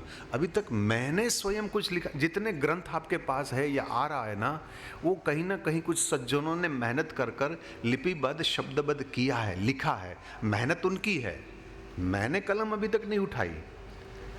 तो ये महाराज जो बागडोर ले लेवे तो एक जगह पर बैठकर फिर मैं कलम उठाऊं और मेरे को छुट्टी मिल जाए, बस इतना। 2 साल में कोरोना में हमने इतना पाया है। गुरुदेव एक प्रश्न केवल, आखिर पूछ लो। गुरुदेव, राम भक्त हनुमान जी जैसी सकारात्मकता, पॉजिटिविटी के लिए हमारे जीवन में भी आ जाए, इसके लिए क्या प्रयत्न करना चाहिए? सर्वप्रथम तो गलत लोगों की संगति को छोड़ दो। जो लोग नकारात्मक वाले हैं, ये होगा, अरे कब होगा, ऐसे थोड़ा ना होता है, हमारे पास व्यवस्था नहीं है, अरे पैसा नहीं है, अरे बाहर बारिश आ रही, जो किंतु परंतु इत्यादि बोलने वाले जो लोग हैं ना, इस प्रकार के स्टेटमेंट वाले, इनकी संगति छोड़ दे पहले तो भाई। आपने हनुमान जी की बात करी, ठाड़े भये सकल सिंधु के तीरा, बराबर समुद्र के किनारे आ गए थे, और वहां साफ बताया कि वहां 2 भाग, एक मित्रवृंद थे पूरी टोली और एक हनुमान जी अकेले, क्योंकि ये लोग अपनी शक्ति भांक रहे थे। मैं 100 योजन जा सकता हूं, मैं 40 योजन जाऊं, एक कहे में जाऊं वापस ना आऊं, अरे भाई मुझसे नहीं होता। हनुमान जी ने सोचा कि ऐसे नेगेटिव लोगों की संगति नहीं करनी, वो अकेले जाकर भजन कर रहा था। और जो अकेला है ना, उनमें ही विधायक, उनमें पॉजिटिविटी आएगी, वही तो कनक भूद्राकार शरीरा। बाकी मैं मानता हूँ आजकल ये आ टेलीविज़न में, सोशल मीडिया में आपको ये मोटिवेशनल स्पीकर, प्रेरणादायी प्रवचन करने वाले, बराबर ने, ऐसे बहुत मिलते हैं और अच्छा पैसा कमाते हैं वगैरह, और कुछ नहीं। हनुमान जी का चरित्र का रिसाइकल किया हुआ है उनके पास, और अपना तो कुछ है ही नहीं भाई। साइकिल आप भी यही करो ना, हनुमान जी का चरित्र को पढ़ो और आपको समझ में आ जाएगी कि कोई ऐसे, हनुमान जी के शब्द कोश में नकारात्मक शब्द है ही नहीं। और इसका अर्थ ये नहीं हुआ कि जिनकी मानसिकता एक विधायक पॉजिटिविटी में है, उनको विघ्न नहीं आएगा, विघ्न आएगा। आजकल तो आप लोग भी तो हवाई जहाज में ऊपर सब जाने लगे, पहले इतने नहीं थे, अब तो सब एक आम चीज़ हो गई। आपने देखा होगा कि फ्लाइट में जब बैठे हैं तो अचानक मौसम ख़राब जब हो जावे तो वो कप्तान जो है ना, वो कुर्सी की पेटी की लाइट चालू कर देवे और वो बाई जो है अनाउंस करेगी कि भाई मौसम ख़राब होने के कारण से भाई यहाँ पे वो पेटी पे। तो ऐसी कोई फ्लाइट नहीं है जिसमें मौसम खराब, टर्ब्यूलेंस ना आए। करना क्या है, सीट बेल्ट पहन लो भाई, और कोई से नहीं करना है, तो तुम्हारे जीवन में आएगा। हनुमान जी की उनकी यात्रा में भी विघ्न की कोई कमी है क्या? लेकिन हनुमान जी ने एक सीट बेल्ट पहना है। राम चरण हृदय राखी तात मधुर फल खाओ। राम नाम रूपी उन्होंने सीट बेल्ट पहना था, इसीलिए बाल बाल रघुवीर संभारा। बस उसने यही कहा है, ये सीट बेल्ट पहन लो, विघ्न तो आने ही वाला है। जिंदगी ही उसी को कहते हैं, विघ्न ना आवे तो तुम गलत रास्ते पर जा रहे हो। If there are no obstacles in your path, you are going the wrong way. विघ्न तो आने वाला है, सीट बेल्ट पहन लो भाई। तो हनुमान जी का तो चरित्र तो पूरा का पूरा प्रेरणादायक ही है। एक एक बात उनकी, एक एक जो कार्य किया है, यू कैन नॉट फेल है। तो हनुमान जी कृपा करे भाई आपकी जिंदगी में भी ऐसा ऐसा विधायक। नारायण प्रभु। धन्यवाद गुरुदेव। अब मैं रामामृतम प्रभु हमारे गुरुदेव के द्वारा लंदन की धरती से ऋषिवर जी ने 144 एपिसोड के माध्यम से आप सभी ऋषिवर ऑफिशियल चैनल को ज़रूर सब्सक्राइब करें। आपको रामामृतम के 144 एपिसोड मिलेंगे। रामामृतम जो एक ग्रंथ हमने गुरुदेव ने बनाया है, वो बाहर स्टॉल पे उपलब्ध है, जिसमें कई रामायणों का सार है। वेद पुराण उपनिषद सभी इसमें समाहित हैं। इस रामामृत का रसपान हमें अवश्य करना चाहिए। जिन्होंने इस रामामृतम ग्रंथ को नहीं लिया है, 3 खंड में हमारे पास मौजूद है, कृपया वो जरूर स्टॉल से लेके जाएं। बहुत छोटी सी नौशावर राशि में ये उपलब्ध है। आप इस रामामृतम को अपनी बहन, बेटी, परिवार के संबंधियों को भेंट भी कर सकते हैं। अब मैं रामामृतम के लिए हमारे 3 साथियों को आमंत्रित करूंगा, कृपया वो आएँ और यहाँ पर रामामृतम का विमोचन करें। श्रीमती सुनीता पिल्लई, सुनील मालू और राजेश नीमा, आप तीनों से मेरा निवेदन है, कृपया रामामृतम के 3 खंड है, एक एक खंड भावना दीदी आप कृपया दीजिए और रामामृतम का विमोचन इन तीनों के माध्यम से करवाइए। कृपया आप ताली बजाकर इस विमोचन को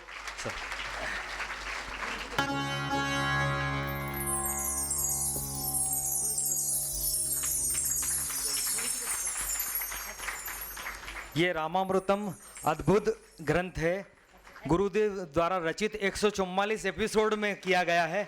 कोरोना के भयंकर काल के दौरान गुरुदेव ने अपने जिज्ञासु भक्तों के लिए रामामृतम का ग्रंथ लिखा। ये रामामृतम आपके पास एक ऐसी औषधि के रूप में रहेगा शायद जिससे आपकी हर जिज्ञासा का समाधान होगा। वैसे ही राम नाम में सभी समाधान है। आप जरूर इसे अपने घर ले जाएं, रामामृतम को, जिसमें वेद उपनिषद सभी समाहित है। धन्यवाद। इसके बाद मैं भावना बहन को आमंत्रित करूंगा, जो पूज्य गुरुदेव के लिए मुंबई से पधारी हैं पूरी टीम के साथ, अपने उद्गार को प्रकट करें। भावना बहन।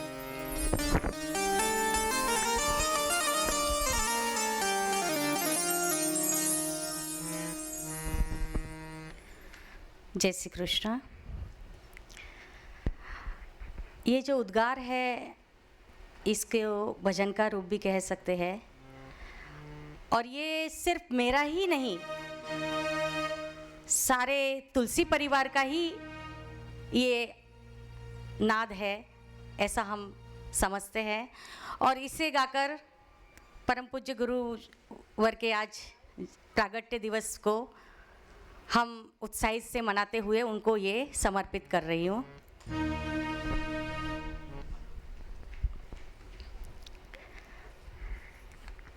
तेरे चरणों की पनाहों में बिठा ले गुरुवर, तेरे चरणों की पनाहों में बिठा ले गुरुवर, ज्ञान की गंगा में फिर मुझको बहा ले गुरुवरे, तेरे चरणों की पनाहों में बिठा ले गुरुवर, तुझे ही चाहा तेरी इबादत की, तुझे ही चाहा है तेरी इबादत की है,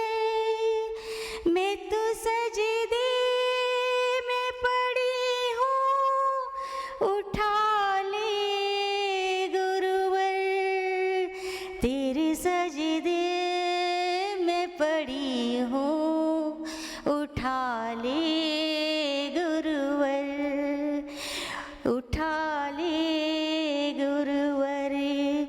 तू ही कश्ती तू ही किनारा है, तू ही कश्ती तू ही किनारा है ऋषिवर। तेरे चरणों की पनाह हो बेटा।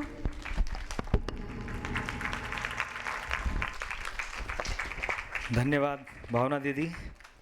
अब मैं ठाकुर जी का पूजन के लिए मितेश जोशी परिवार, सोनी परिवार सबको आमंत्रित कर रहा हूँ। कृपया आप ठाकुर जी का पूजन संपन्न कराएं और कृपया यमुना जल की पेन ड्राइव लगवा दें जल्दी।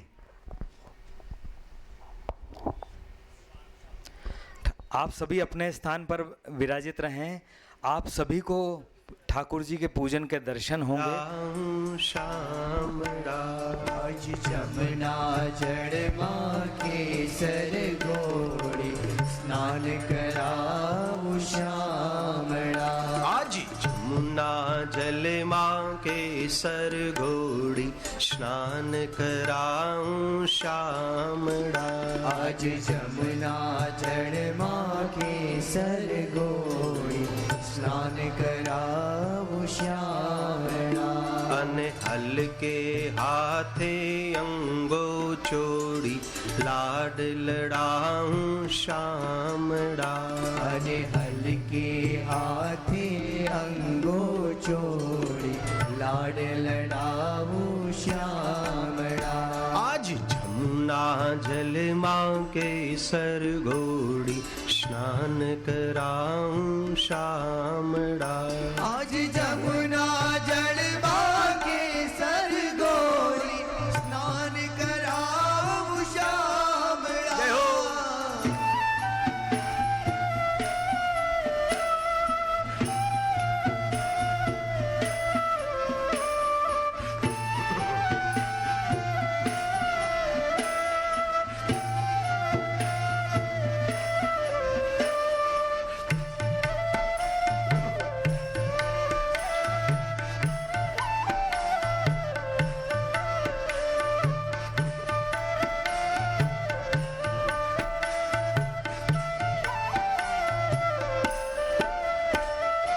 वस्त्रो अंगो लूची आपू, पैरों पीतांबर श्यामड़ा। वस्त्रो अंगो लूची आपू, पीड़ू पीतांबर श्यामड़ा। वस्त्रो अंगो लूची आपू, पीड़ू पीतांबर श्यामड़ा। वस्त्रो अंगो लूची आपू, पीड़ू पीतांबर श्यामड़ा। केल सुगंधी नाखी आपू, वाकड़िया तारा वाड़ माँ। आज केल सुगंधी वाड़ी आपू, वाकड़िया तारा वाड़ माँ। आज तेल सुगंधी नाखी आपू, वाकड़िया तारा वाड़ माँ। आज तेल सुगंधी नाखी आपू, वाकड़िया तारा वाड़ माँ। आज जमुना जल माँ के सर गोड़ी, स्नान कराऊं श्यामड़ा। आज जमुना जल माँ के सर गोड़ी, स्नान कराऊं श्यामड़ा।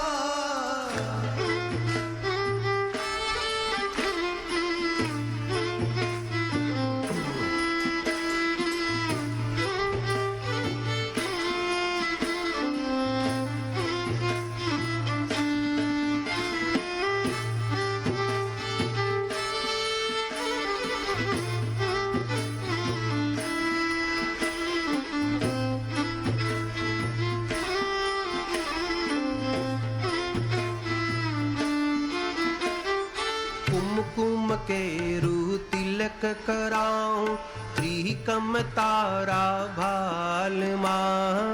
कुमकुम के रू तिलक लगाऊं, त्रिकम तारा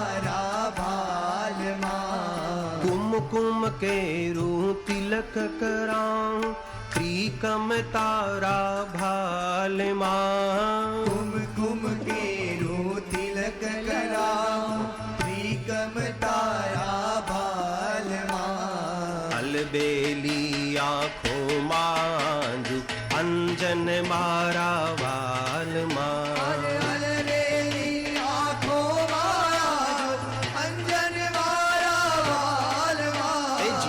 बेली आंखों मांझू अंजन मारा वाल मां बेली आंखों अंजन मारा वाल मां तो जमुना जल मां के सर गोड़ी स्नान कराऊं शामड़ा आज जमुना जल मां के सर गोड़ी स्नान कराऊं शामड़ा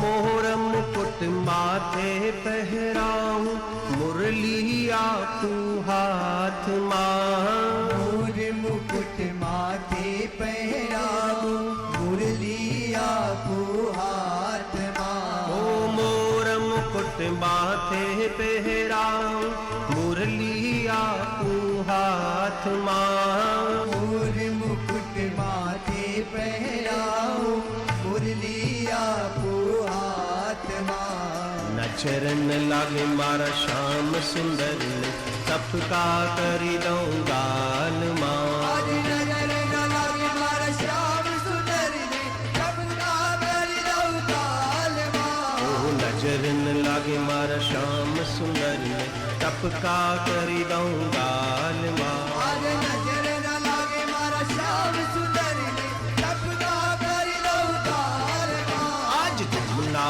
जल मां के सर गोरी स्नान कराऊं शामड़ा आज जमुना जल मां के सर गोरी स्नान कराऊं शामड़ा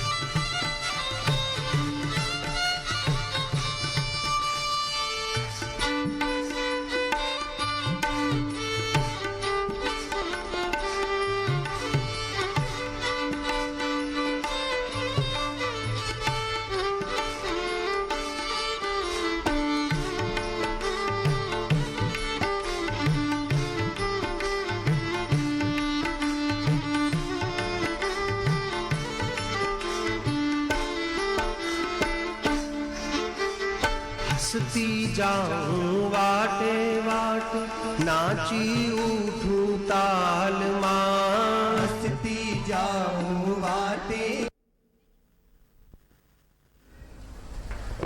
भगवान विद्वत भोग्य नहीं है, भगवान भाव भोग्य है, ये याद रखना। दूसरा तो है रोज संपत्ति के रोज फूल ले आवे, ऋतु में मिल भी सकता है, कुऋतु में थोड़ा ना मिलेगा। तो यहां बात ये याद रखो, आपकी शक्ति, आपके पास संपत्ति और समय, उसी हिसाब से सेवा करना। तो ठाकुर जी को अपने तो चौखट पर रखे और उनका स्नान जो है, अभ्यंग स्नान जो है, वही करना चाहिए पहले तो।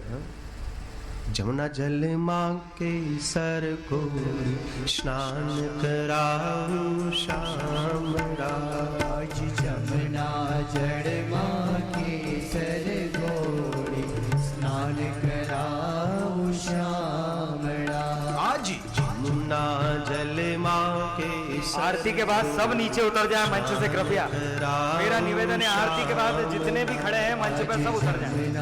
जड़ मां के सर गोड़ी स्नान करावो श्यामड़ा अने हल्के हाथे अंगो चोड़ी जिनको ब्रह्म संबंध लेना है राजन भैया लाइन लगवा दो।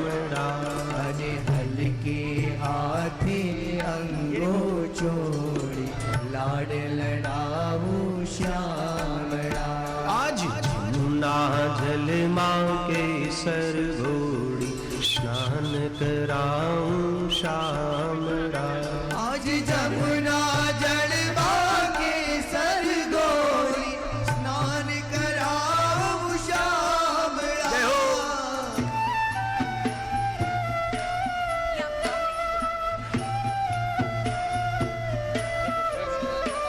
मेरे पास है।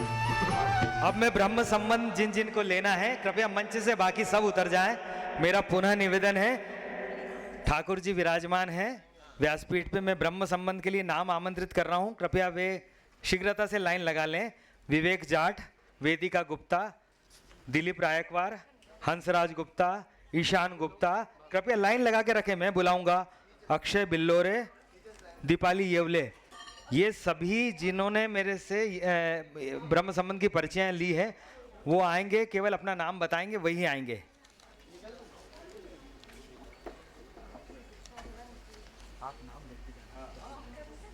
मैंने जिन जिन का नाम लिया केवल वे ही ब्रह्म संबंध के लिए आए हैं, कृपया।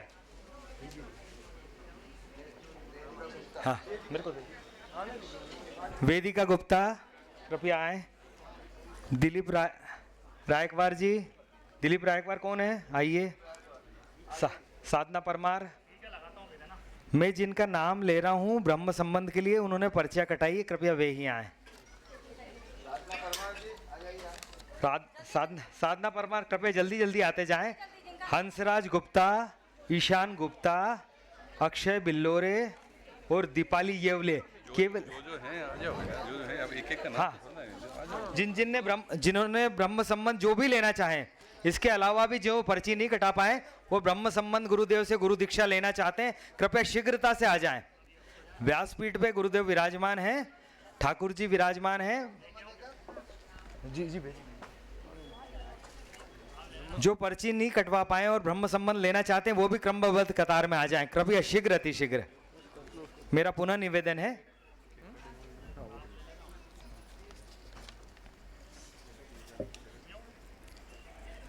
ब्रह्म संबंध के बाद हम गुरुदेव का प्राकट्य उत्सव बनाएंगे, सब अपने अपने स्थानों पर बैठ जाएं और मंच को पूरी तरह खाली कर दें, मेरा पुनः निवेदन है। ब्रह्म संबंध के तत्पश्चात सभी अपने अपने स्थान पर विराजित हो जाएं और मंच को खाली कर दें। हम गुरुदेव का प्राकट्य उत्सव मनाने जा रहे हैं।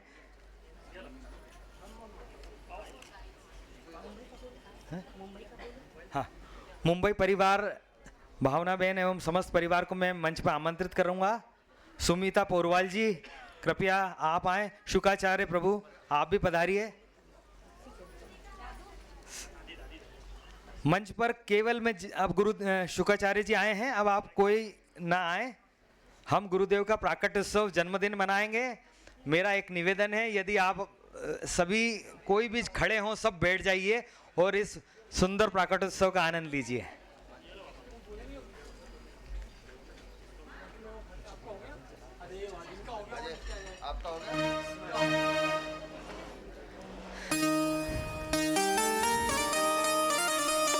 गुरुदेव का जन्मदिन मनाने जा रहे हैं, कृपया जो भी जिनका मैंने नाम आमंत्रित किया और जो इस कार्य को संपन्न करने जाएंगे, सुमिता पोरवाल और भावना बहन की टीम पूरी, इसके अलावा कोई भी मंच पर न रहे प्लीज।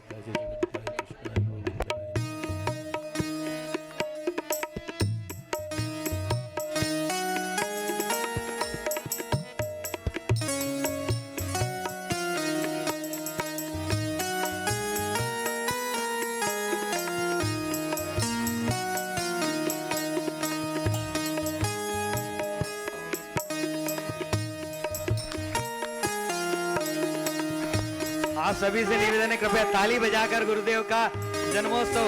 सदगुरुदेव बधाई हो, बधाई हो, सदगुरुदेव को बधाई हो, बधाई हो, जन्मदिन की खूब खूब बधाई हो, बधाई हो, इंदौर नगर वासियों के साथ जन्मदिन की खूब खूब बधाई हो, बधाई हो, बधाई हो। बधाई हो। श्री श्री सद्गुरुदेव का मंगल हो, सद्गुरुदेव का मंगल हो, श्री सद्गुरुदेव का मंगल हो। तुलसी परिवार पर आशीष बना रहे, बना रहे। सद्गुरुदेव को बधाई हो, बधाई हो, जन्मोत्सव की हार्दिक बधाई हो, बधाई हो।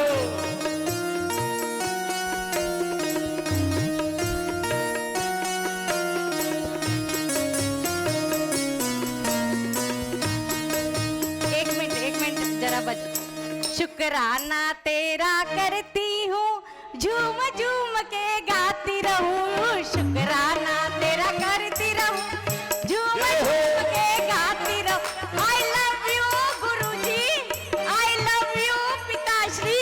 Happy birthday to you, happy birthday to you, happy birthday Bapuji, happy birthday Guruji, happy birthday to you. Cake लाइए, केक प्लीज, केक लाइए जरा प्लीज, केक। एक मिनट, उसके पहले एक मिनट केक कटाइए प्लीज।